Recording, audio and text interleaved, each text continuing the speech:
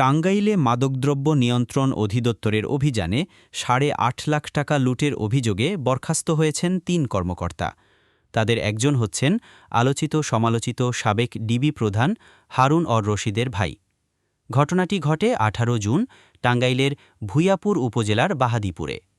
অভিযুক্ত কর্মকর্তা হলেন পরিদর্শক মোহাম্মদ সিরাজুল ইসলাম, উপপরিদর্শক মোহাম্মদ মুস্তাফিজুর রহমান এবং সহকারী উপপরিদর্শক মোহাম্মদ জিয়াউর রহমান।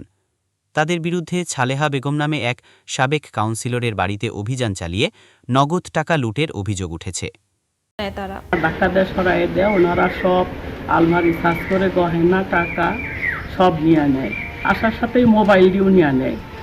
পরে মোবাইল নিয়ে নেয়, টাকা দিয়ে নেয়, গহেনা নেয়, মোবাইল নেয়। নেওয়ার পরে ১০-১৫ মিনিট পরেই আমাকে বলতেছে যে আসেন দেখেন এই যে ডয়ারে ফেন্সিডিনের বদলে ওখান থেকে টাকাগুলো প্রসেস করে যার যার পকেটে রেখে গয়না দিয়ে আর মোবাইল দিয়ে না আমার বোঝাই দেয়।